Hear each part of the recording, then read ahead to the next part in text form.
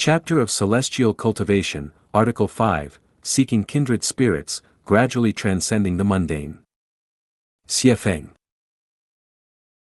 Those who pursue the extraordinary often lack far-reaching vision, those who walk alone lack steadfast discipline. The reclusive struggle to uphold the Tao, and those immersed in the secular world find it difficult to transcend mundanity.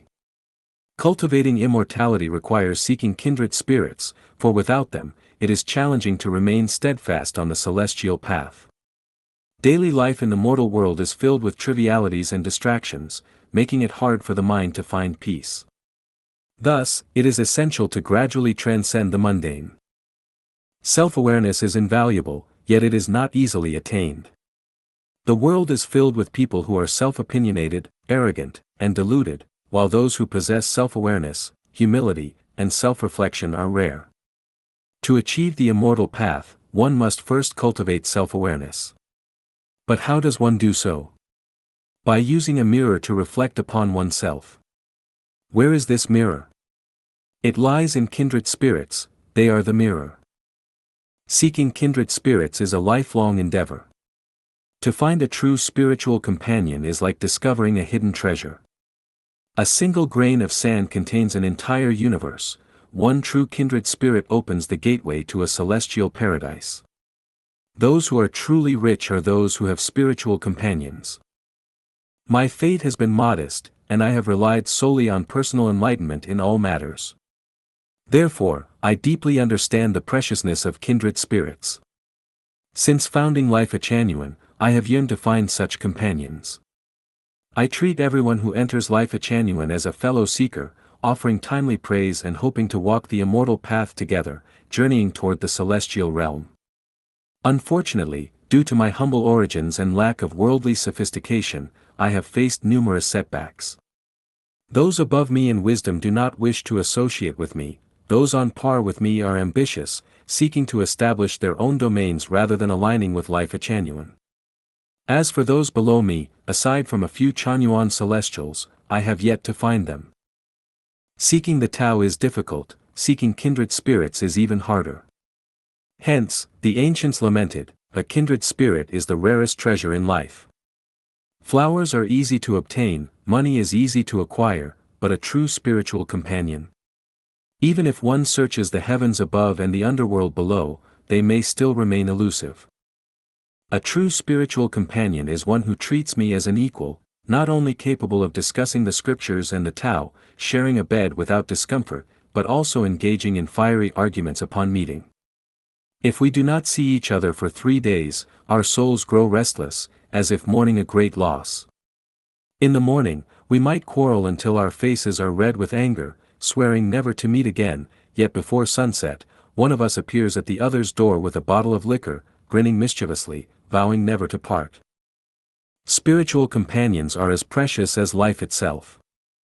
I have Foshan, Taiji, Wuji, Pinglai, Wanyan, Biyun, Tianshan, and Sanghai Celestial, each an integral part of my existence. Yet, can I find one with whom I can argue, then laugh, and get drunk under the stars? I wonder. Without a spiritual companion, life is sorrowful. Without a spiritual companion, life is pitiful. Without a spiritual companion, one is either arrogant and self-absorbed or self-deprecating and despondent. A flower blooms with no one to admire it, a leaf falls with no one to grieve, blooming and withering in vain. Is this not tragic? The desire to transcend the mundane is present in all. Yet, those who truly attain it are as rare as a shooting star. Why? Not due to a lack of spirituality, but because the burdens of the mundane world drag them down. Above, there are elderly parents to care for, below, there are children to nurture. In between, there are spouses needing attention, and on all sides, neighbors, friends, and siblings requiring support. With a restless mind and a distracted heart, and in an era where societal competition grows increasingly fierce, even those who give their all still fall behind. Who has the time to live freely and gracefully in the world? Alas!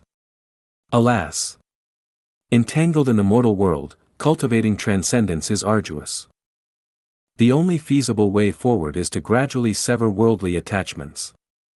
Beyond relinquishing the pursuit of fame and fortune, one must fulfill obligations to parents and children and then gradually detach from all other secular ties, accepting them if they exist, but embracing their absence if they do not, and never again entangling oneself in worldly bonds.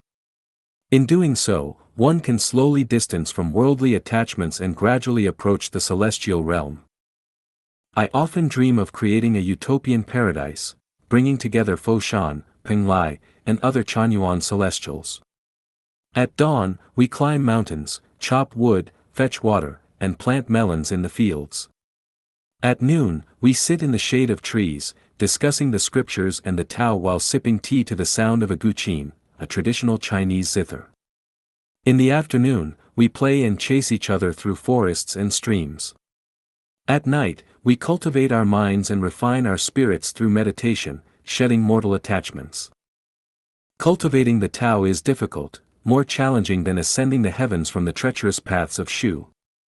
Attaining transcendence is harder, for the greatest difficulty lies in transcending the mortal world.